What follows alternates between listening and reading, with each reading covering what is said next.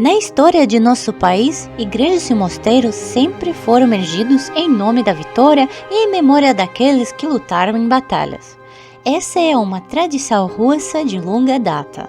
Assim, a Igreja de Todos os Santos em Kuliski comemorou os soldados que morreram na Batalha de Kulikovo. A Igreja de Cristo Salvador é dedicada à vitória na Guerra Patriótica de 1812. A Catedral Naval em Kronstadt é dedicada aos marinheiros russos que morreram no cumprimento do dever. Mas a vitória militar mais importante de nosso país nunca foi consagrada na arquitetura ortodoxa russa. Olá, meu nome é Julieta e hoje eu cheguei no Parque Patriota. É um parque dedicado aos vítimas e heróis da Grande Guerra Patriótica. E hoje nos veremos o que está lá, quais monumentos e o templo principal das forças militares da Rússia. Eu gostaria de agradecer aqueles que me apoiaram com suas doações. Muito obrigada. A entrada é gratuita. Hoje é domingo, tem muita gente aqui. Todos fazem fotografias. Já daqui nós podemos ouvir esses sons das atiras lá no campo. Aqui está escrito: ninguém não é esquecido e nenhuma coisa é esquecida. Esse mesmo local foi escolhido para a construção do templo, pois foi aqui, em 1941, que ocorreu a primeira vitória e o exército da Wehrmacht foi detido e recuou pela primeira vez. Esse marco de granito tornou-se um ponto simbólico do início da retirada dos fascistas e de nossa primeira vitória. Esse templo foi construído em apenas 1 ano e meio e está repleto de simbolismo. A altura desse templo é de 75 metros, exatamente quantos anos se passaram desde a Grande Vitória até o momento da inauguração desse templo. Quase todos os detalhes foram originalmente projetados em 3D, o que acelerou muito o processo de construção e conseguiu cumprir todos os cânones ortodoxos e, ao mesmo tempo, criar uma obra arquitetônica única. Muitos artesãos transformaram cada detalhe do templo em uma obra de arte independente, com cúpulas exclusivas, sendo a principal delas feita na forma de um capacete de Alexander Nevsky. O piso de ferro fundido é feito de milhares de placas, cada uma com 1 metro por 1 metro e pesa 100 quilos. E o principal é que em cada placa há uma peça que simboliza a vitória na guerra. Detalhes simbólicos de destroços de tanques e fragmentos de projéteis e minas estão presentes em cada laje na forma de liga metálica. Assim, ao entrar no templo e subir os degraus, caminhamos sobre as armas do inimigo derrotado.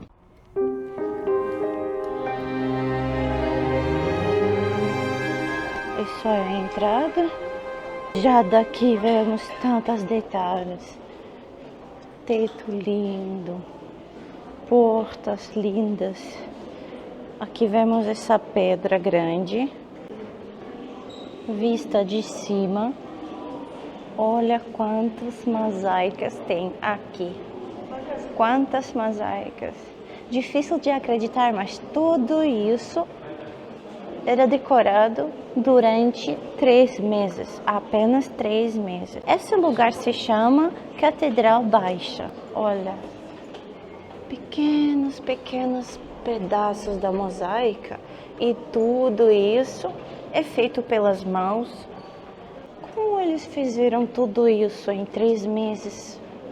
Aqui você pode pegar as velas e fazer doação. Se você não tem dinheiro, você pode fazer doação aqui no terminal usando seu cartão bancário.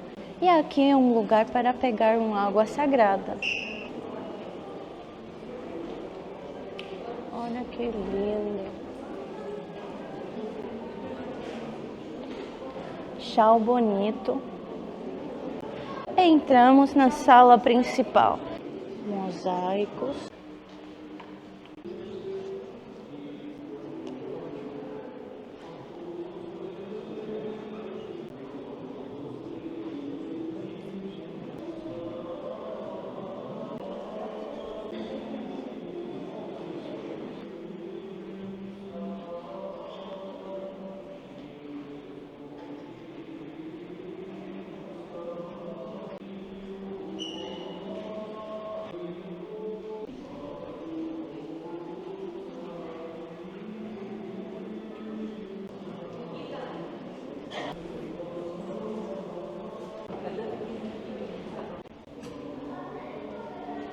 Agora vamos subir para a catedral principal.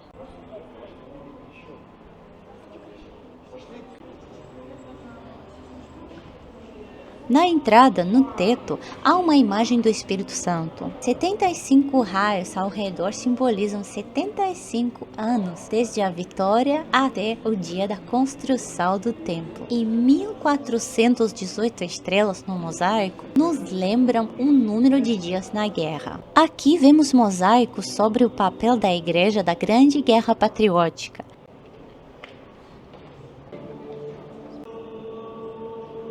Uau, não posso tirar meus olhos desse Jesus. Nunca vi nada parecido, é sensacional. Sob a cúpula principal, a maior imagem do mundo do Salvador dos Imanifestos, com um diâmetro de 22 metros, é feita inteiramente de mosaico. Tradicionalmente, as igrejas ortodoxas têm janelas pequenas, o que se deve ao clima e aos invernos frios. Mas agora, as tecnologias modernas permitem manter calor no templo. As janelas e o teto são feitos de vitrais com 40 imagens das mais altas honras militares e do país. Antes de chegar aqui, o principal ícone das forças militares russas viajou por ar, terra e água quase 60 mil quilômetros. Visitou 120 cidades e mais de 300 unidades militares. O ícone foi feito às custas de nosso presidente.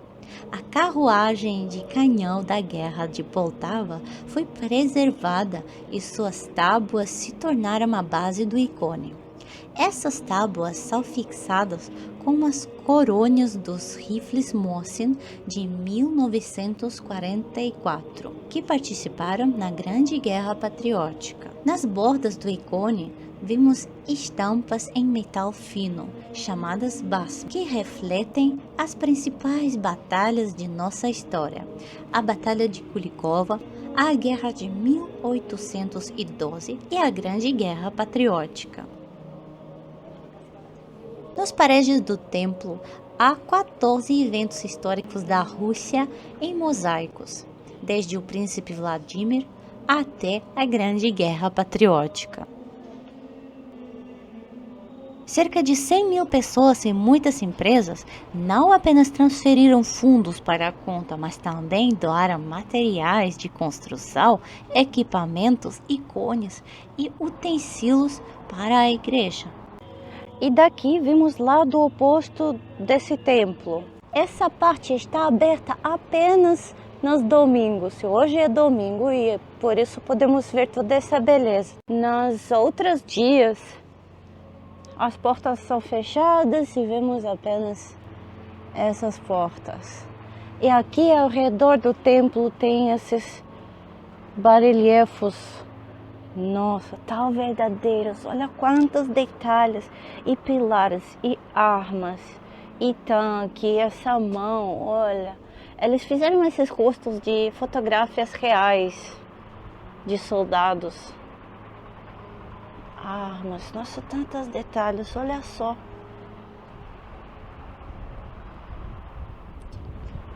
Olha que... Nossa.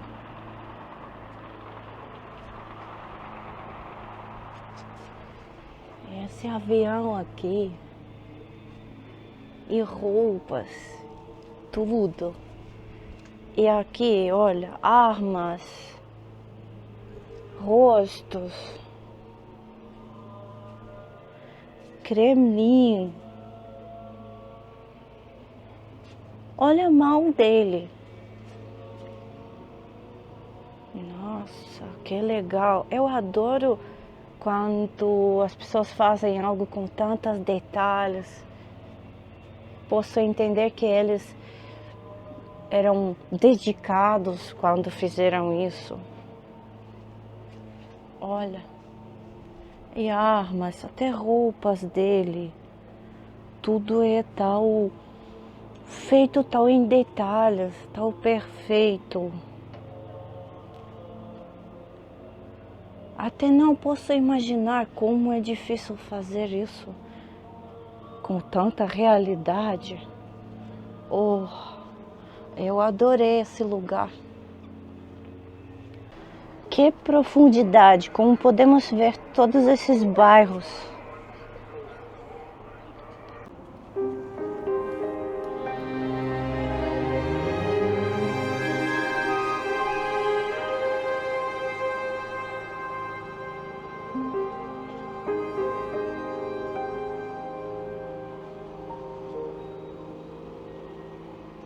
Esta é a outra entrada da catedral.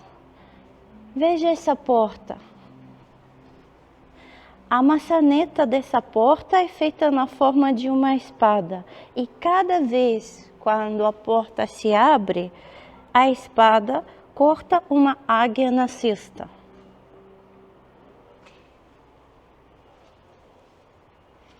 Em cima nós podemos ver dados e eventos principais da Grande Guerra Patriótica. E aqui, olha só, cada rosto é diferente. Aqui nós podemos ver as pessoas diferentes. Quantos detalhes. Na frente nós vemos monumento da mãe chorando. Nossa, é tão triste. Esse monumento se chama Mãe dos Vencedores.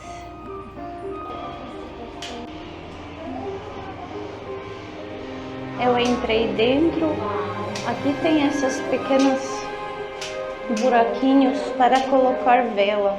Aqui você pode pegar uma vela e colocar lá, dentro desse monumento. Atrás de mim está o Museu Complexo Memorial, Caminho da Memória, 1418 passos para a vitória. O complexo arquitetônico unificado é o principal templo das forças militares, um símbolo da vitória mais importante para o nosso país. E a Estrada da Memória ao redor, uma galeria que imortalizará o nome de cada combatente que deu tudo de si por essa vitória. Se você observar o conjunto arquitetônico de uma perspectiva aérea, poderá ver outro símbolo. É um ornamento tradicional cristal primitivo que denota o mundo e o universo no centro do qual está Deus. A galeria e o templo são feitos no mesmo estilo monumental russo, na cor verde, como sinal de pertencimento às forças armadas. Em todo o perímetro há símbolos de tipos e ramos de tropas. Também, ao redor do perímetro, estão instalados monumentos com invólucros, cerca de 50.000. Elas são preenchidas com terra dos locais de sepultamento dos soldados soviéticos. A Estrada da Memória é um projeto que não tem análogos no mundo.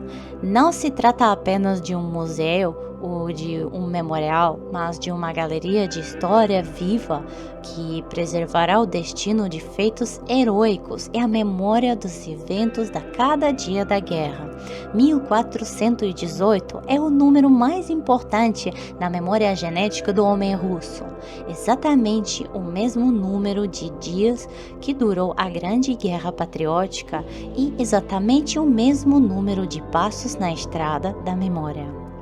Esse grandioso edifício abriga 34 galerias com os rostos e as histórias dos participantes da guerra e o mesmo número de salas temáticas, entre elas, tanto imersivas, criam um efeito completo de presença, quanto interativas, envolvem a história. Milhares dos objetos originais e 3 salas de cinema com filmagens de noticiários completam a atmosfera da época da guerra. Passo a passo, percorremos todos esses 1418 dias. Agora vamos entrar. Aqui está escrito que entrando, faça suas 1418 passos para a vitória. Aqui nós podemos ver a planta desse prédio. Entramos aqui e vamos sair daqui. Aqui nós podemos pegar audioguia, sala primeira. Uau, que legal! Oi, jogo! Este jogo se chama Classic, é para pular vai pular um, depois dois, três, quatro carros antigos, bailarinas do Teatro Bolshoi, entrada no metrô. Desse lado é Moscou e desse lado está São Petersburgo, que era chamado de Leningrado naquela época. Então, aqui nós vamos ver o primeiro dia da guerra. Nossa, que isso? Chão de vidro, fogo, alarme, aviões. Nossa. Esta sala é dedicada aos primeiros dias da guerra até o dia 34. Temos chão de vidro e nós podemos ver os eventos que aconteceram em cada dia. Do lado oposto, nós podemos ver as cartas que os soldados escreveram às suas famílias e podemos ver os artigos das jornais da época da União Soviética.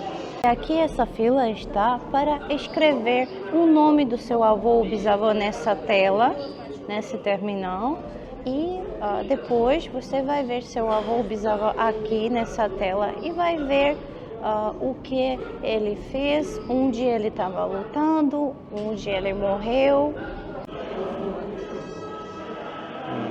Ele sumiu? Он пропал? Нет. Он выжил.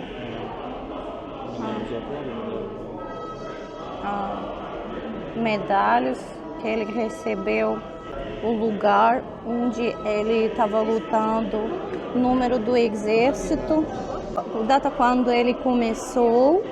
Em um movimento, você pode acender uma vela em memória do herói, e a vela aparecerá ao lado da foto. Entramos. Nossa.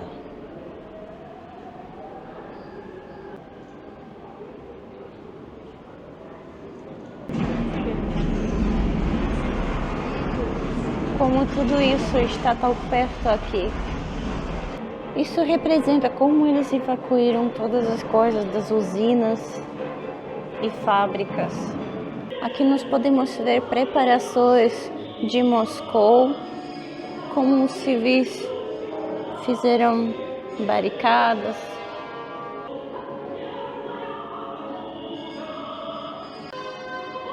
Eles fizeram paredes desses sacos. Aqui nós podemos ver como as pessoas se esconderam no metrô de Moscou na hora de bombas aéreas. Isso é o que é leite para as crianças?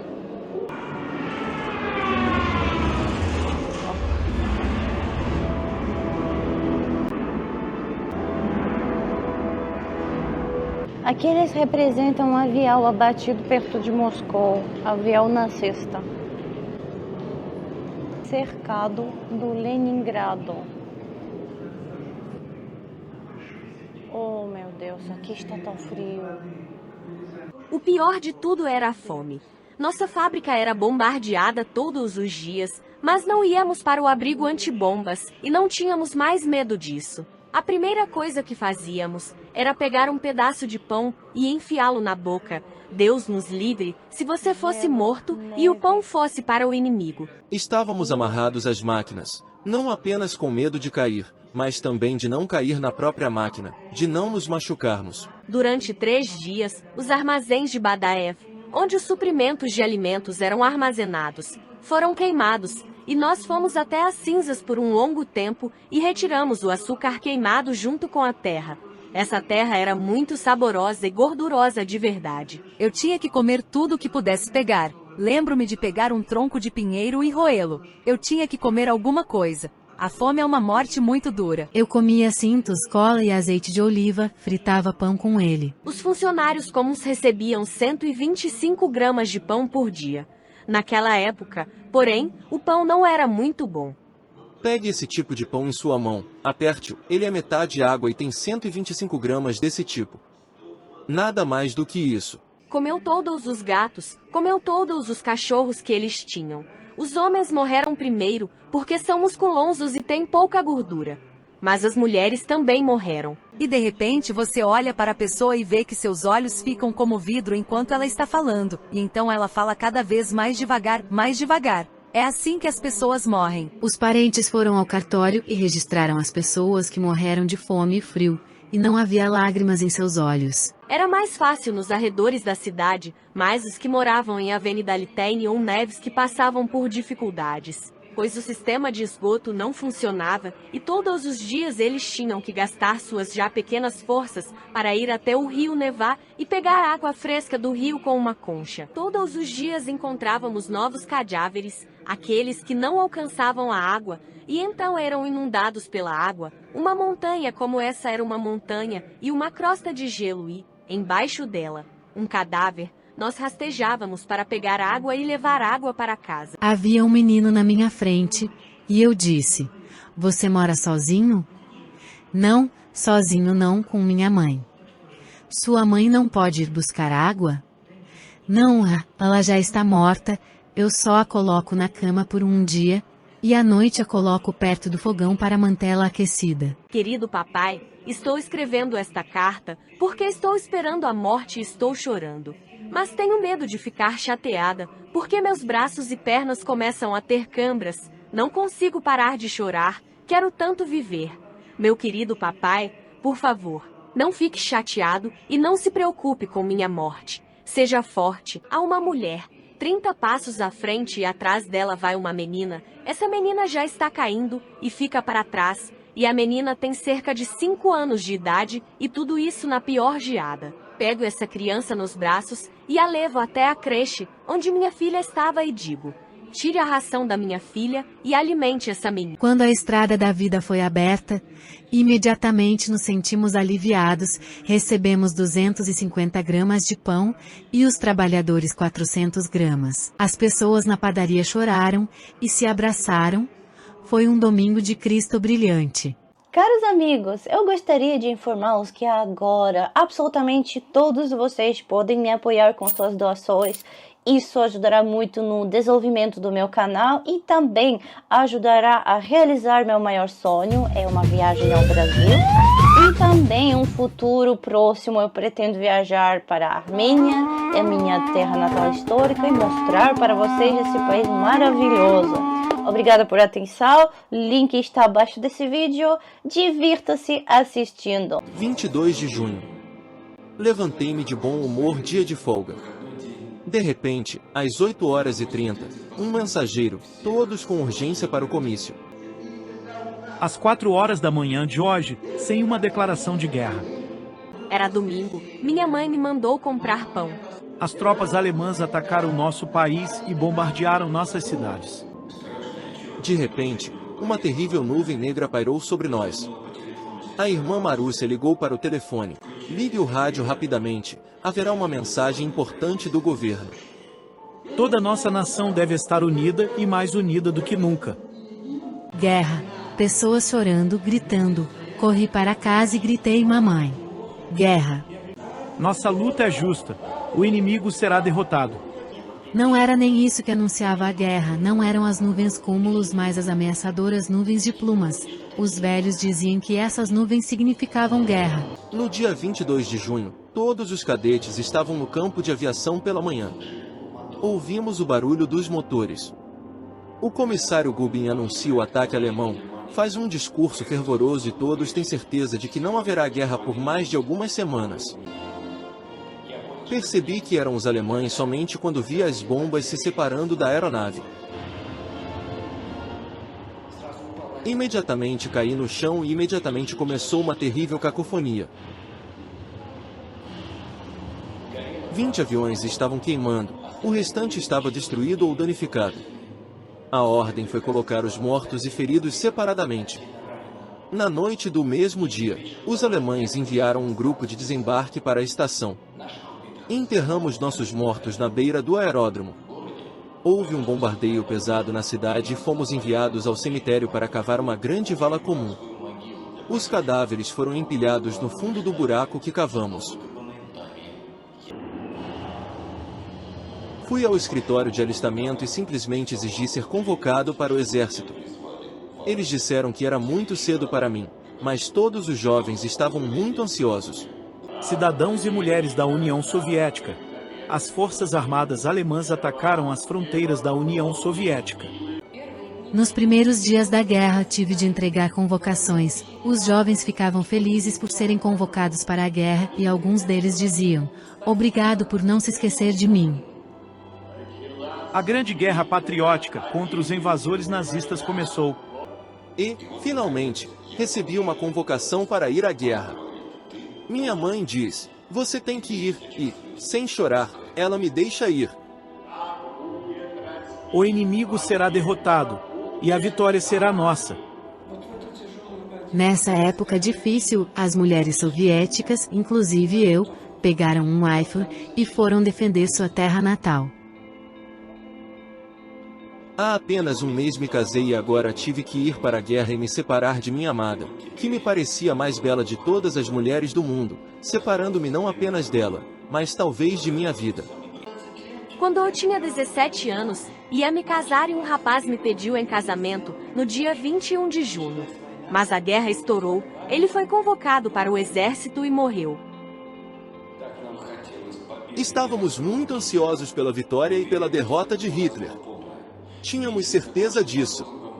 A manifestação foi encerrada com o slogan: "Faremos nossos exames finais estaduais sob os telhados de Berlim." Antes da guerra, os pilotos eram treinados nessas máquinas, sem comunicação por rádio e blindagem capaz de proteger a tripulação de balas. Com um motor de baixa potência, não havia compartimento para bombas, que eram colocadas diretamente sob o avião. Não havia miras. Então nós mesmos as fabricamos e as chamamos de miras melhor do que um repete barrado. O bombardeio havia se tornado um hábito para mim.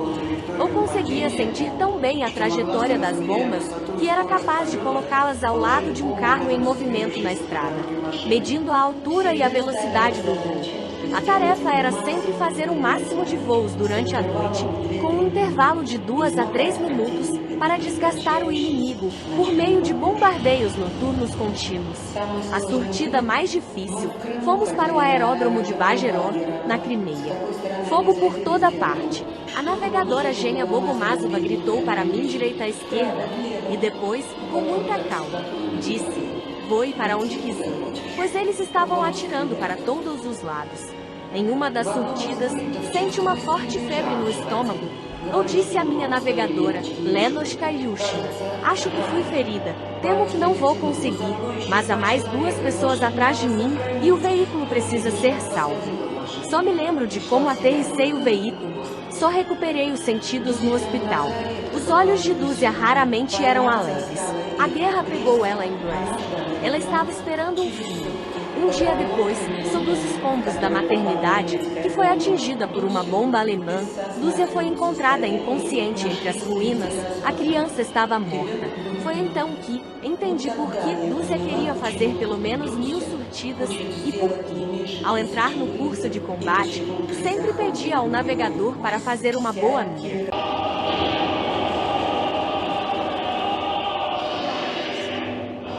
Dúzia foi morta perto de Novorossiysk.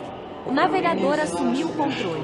O regimento perdeu apenas 28 pessoas durante a guerra. Não sei por quê. Voamos com o mesmo número que os homens dos regimentos vizinhos da divisão. As moças não conheciam rapazes, não faziam amizade com rapazes. Perguntarão-nos: "Vocês já se beijaram?" Não, a guerra acabará e então começará nossa segunda juventude. Os alemães nos chamavam de bruxas noturnas e as bruxas tinham apenas de 17 a 27 anos.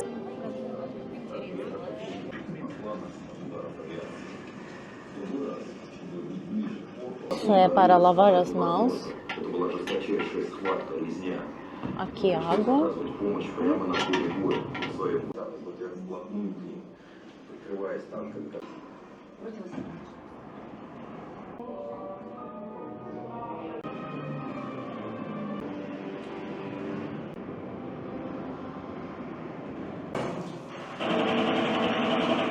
Nesse salão, observamos os eventos em Stalingrado. Esta é a Casa de Pavlov, um símbolo da firmeza do soldado soviético. Cerca de 30 soldados mantiveram a defesa por 58 dias.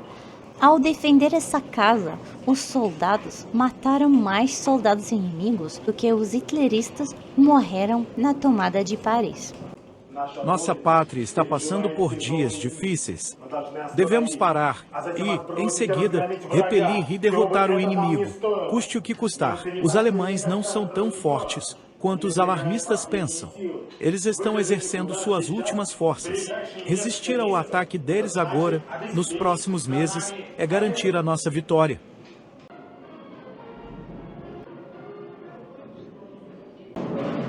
Eventos no Cáucaso. Aqui vamos ver os movimentos dos partidários. Não havia armas no destacamento e tivemos que pegá-las dos alemães com nossas próprias mãos. Armados com bastões pesados, outro partidário, Grisha, e eu nos deitamos nos arbustos e começamos a esperar. Sabíamos que os gendarmes estavam na estrada com um comboio. Nós os chamávamos simplesmente de cães de corrente, porque usavam correntes de metal em colares com emblemas. Em cerca de 5 minutos, a carroça apareceu. Fui jogado como se fosse uma mola. Encontrei-me na estrada e lancei um bastão contra o gendarme, mas ele não esperou o golpe e caiu no chão. Meu inimigo estava de joelhos e eu peguei o rifle que havia caído na poeira. Alegria. A alegria borbulhava em meu coração. Eu tinha conseguido a arma e agora nunca mais a deixaria escapar de minhas mãos. Meu pai é um militar. Quando a guerra estourou, ele foi mobilizado imediatamente. Recebemos um cavalo da comissão militar para evacuação. Há 4 filhos em nossa família, 2 meninos e 2 meninas. Eu me chamo Mikhail Oborin e tenho 13 anos de idade. Sou o mais velho. No dia da evacuação, nossa cidade estava ocupada. Durante todo o caminho, eles bombardearam as tropas em retirada. Fomos para Vyazma. No caminho, paramos em vilarejos, com as pernas sujas de sangue. Não podíamos ir mais longe e não sabíamos para onde ir. No inverno, chegamos à aldeia de Mikieka. Só mais tarde soubemos que esse vilarejo era totalmente partidário. Imediatamente me juntei a um destacamento partidário. Fomos ensinados a atirar, mas não nos deram armas. Se você trouxesse uma arma, teria uma arma. Se a levasse embora, teria uma arma. O mesmo acontecia com os uniformes, que eram tirados dos alemães. Quando os adultos iam para uma missão, eles vestiam uniformes alemães e iam embora. No resto do tempo, ninguém usava esse uniforme. 1 ano depois, em uma missão, fui ferido na perna. Os alemães estão me perseguindo. É difícil me carregar. Há pântanos ao redor. Eles me levavam para o abrigo e me disfarçavam. Quando os alemães vasculharem a floresta, chegarão a esse lugar e queimarão o abrigo. Nossos homens me encontrarão queimado. Ninguém jamais saberá se fui queimado vivo ou morto. Propaganda.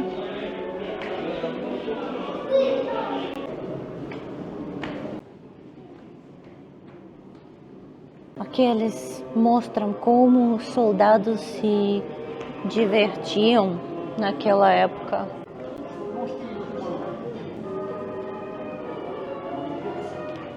Dançavam e cantavam também.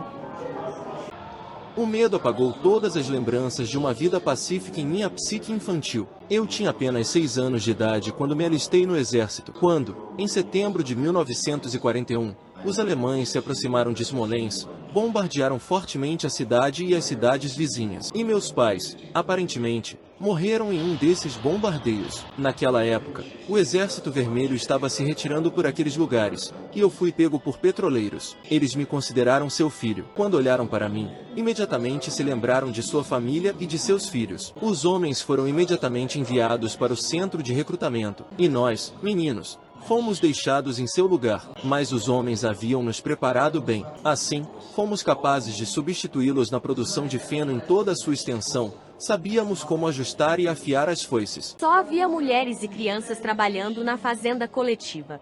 Os meninos mais velhos eram os únicos que mantinham tudo funcionando.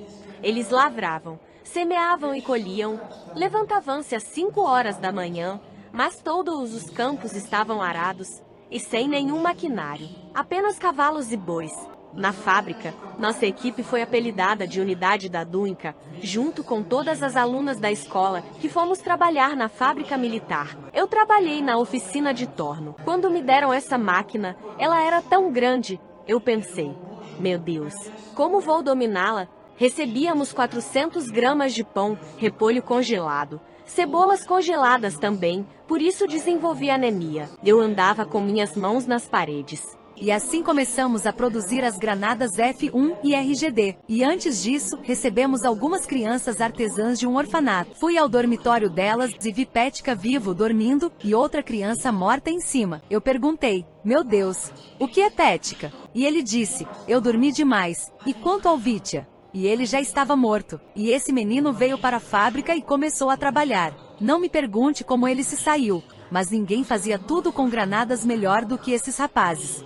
Estávamos defendendo nosso teto. Os aviões alemães se sentiram em casa sobre Leningrado. Nem as armas antiaéreas nem os balões lhes causavam danos. É por isso que, em muitos telhados, havia esquadrões de autodefesa de plantão, a maioria composta por meninos e meninas. Exatamente às 19 horas, como um relógio, os aviões chegavam e começavam a bombardear. Durante um dos ataques, fomos atingidos por uma onda de explosões. Nós 4 defendemos o telhado até a liberação da cidade.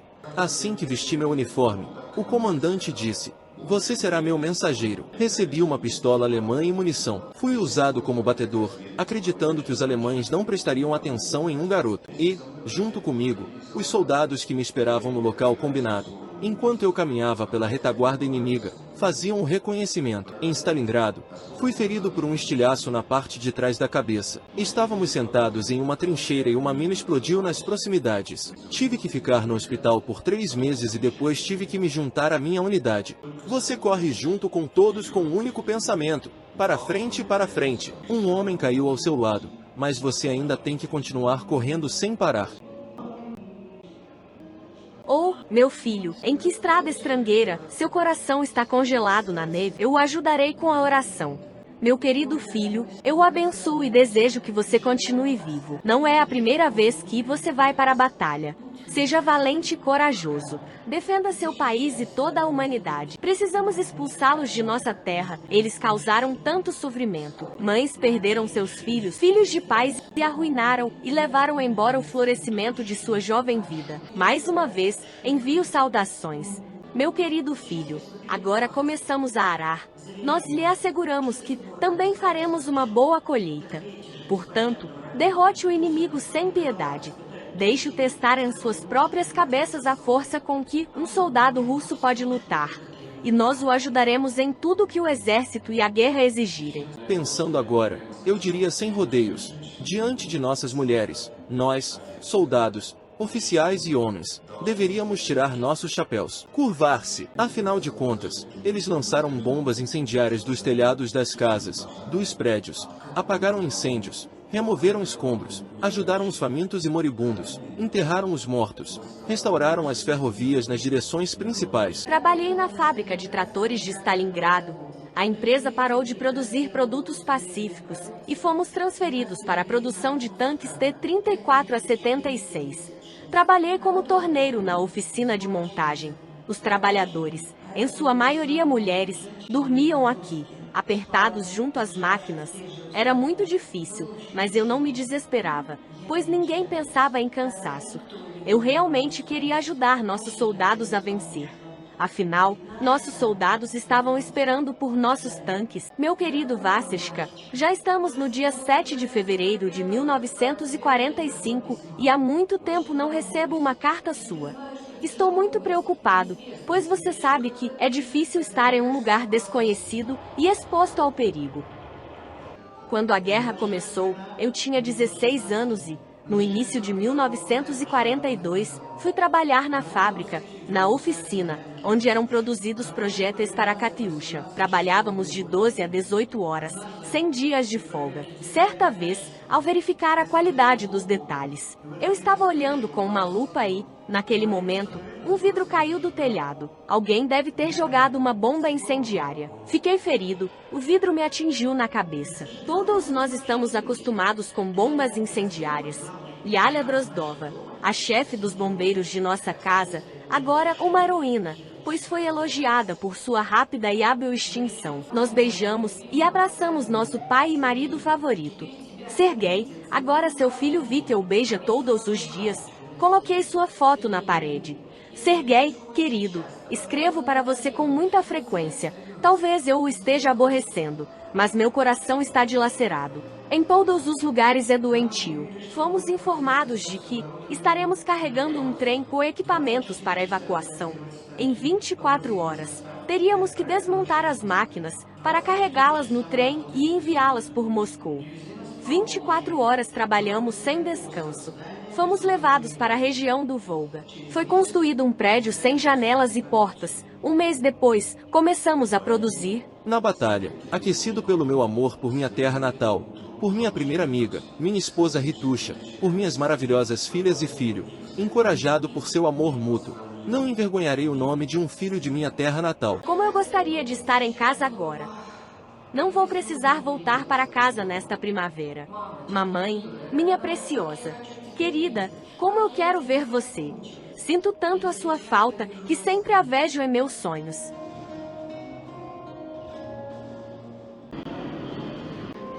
Tanque soviético abatiu tanque da Alemanha nazista. Nossa, aqui eles fizeram até cheiro de óleo, cheiro da usina.